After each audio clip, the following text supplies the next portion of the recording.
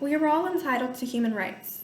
These include the right to live free from violence and discrimination, to enjoy the highest attainable standard of physical and mental health, to be educated, to own property, to vote, and to earn an equal wage. But across the globe, many women and girls still face discrimination on the basis of sex and gender. Gender inequality underpins many problems which disproportionately affect women and girls, such as domestic and sexual violence, lower pay, lack of access to education, and inadequate health care. For many years, women's rights movements have fought hard to address this inequality, campaigning to change laws, taking to the streets to demand their rights are respected. And new movements have flourished in the digital age, such as the #MeToo campaign, which highlights the prevalence of gender-based violence and sexual harassment. Today, we will be focusing on a problem globally but isn't spoken about enough. The 19th Amendment was passed to give women the right to vote, but equality still yet isn't present on the table for women. With the following readings, this will take us further into detail of a women's equal rights struggle. Poems Queens and Tell Your Daughter by Nikita Gill, Women's Rights, A Piece by Amnesty International, 23 Ways Women Still Aren't Equal to Men, A Piece by Mary Derry, Feminism and Women's Rights Movements, A Piece by Council of Europe, Me Too, Sexual Harassment, Awareness and Prevention, A Piece by Maryville University. Equality of Women, Still a Struggle, a program. The Me Too movement is an effort to effect social change, organized primarily through social media, where it is expressed as #MeToo. Originally founded in 2006, it became prominent both online and in the mainstream in late 2017, when several high-profile actresses opened up about their experience with sexual harassment in the film industry. Since then, the movement has provided a source of solidarity for women from all backgrounds who have experienced sexual harassment, most often, though not always, perpetrated by a male colleague. While anyone can be a victim of sexual violence, certain populations are statistically more likely to be attacked. Women and girls are overwhelmingly the target of sexual violence. This includes sexual harassment, unwanted sexual touching, and rape. Women of color suffer from sexual violence at higher rates than their white counterparts. As noted above, Black women suffer from workplace sexual harassment at 3 times the rate as white women. Meanwhile, according to RAINN, Native Americans are twice as likely to experience sexual assault compared to all other races. According to a study by Pacific Standard Magazine, aggressors who commit sexual deviance are increasingly targeting women of color due to misguided notions of power, or guided by the thoughts that they may be less willing to report their misdeeds. For example, an assailant may target an undocumented immigrant, assuming he or she would be too afraid of deportation to report the crime. It's important to remember everyone has the right to be protected against those who would abuse their power for sexual favors. Burke argues that the Me Too movement works on empowerment through empathy by showing the world just how common sexual harassment is, and by telling survivors that they are not alone and are supported. In 2017, actress Alyssa Milano magnified Burke's rallying cry, turned it into the popular #MeToo, which continues to trend on social media platforms like Twitter and Instagram.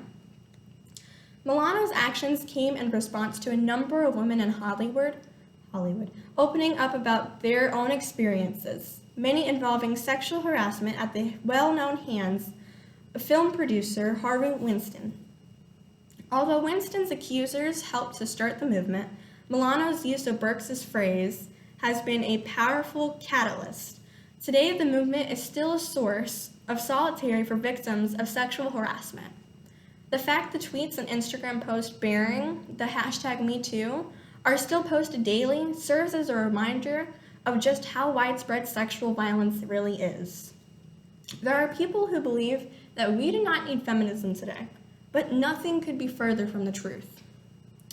As we discussed earlier, women have struggled for equality and with men and against oppression for centuries. And although some battles have been partly won, such as the right to vote and equal access to education, women are still disproportionately affected by all forms of violence and by discrimination in every aspect of life. What is a queen without her king? I don't know, but let's ask Cleopatra, Nefertiti, Hatshepsut, Samurai, Victoria, Aminatushi, and the countless other kingless queens who turned mere kingdoms into the greatest of empires. Nikita Gill. Furthermore, let's talk about some of the shocking ways women aren't yet equal to men. 1. Women pay more for common household items than men do. Shampoo, deodorant, even a 10-pack of socks are among the many products that cost more for women, according to an analysis. And the pink tax isn't just for personal care items. Although things like razors and shampoo are the most egregiously upcharged items, the so-called pink tax meant that all kinds of items geared at women cost more. Toys and accessories were shown and found to be 7% higher. Women pay more for clothes and protective gear like helmets, not to mention bigger ticket items like mortgages. They even pay more for senior home healthcare products, meaning they pay more for common items from the beginning to the end of their lives. On October 2020, New York banned the pink tax, and 20 states so far have gotten rid of the tampon tax, taxes on period products. 3. Women make less money than their male counterparts. Although the pay gap is narrowing, women in the U.S. working full and part-time make 85% of what their male counterparts earn, according to the Pew Research Center. In other words, women would need to work an extra 40 days a year to make as much as men. It's an even grimmer picture overseas. Women worldwide make 77% of the amount paid to men, according to a report from the United Nations International Labor Organization. 4. Women are underrepresented in governments. Although women make up nearly 51% of the U.S. population, only 27% of Congress is comprised of women.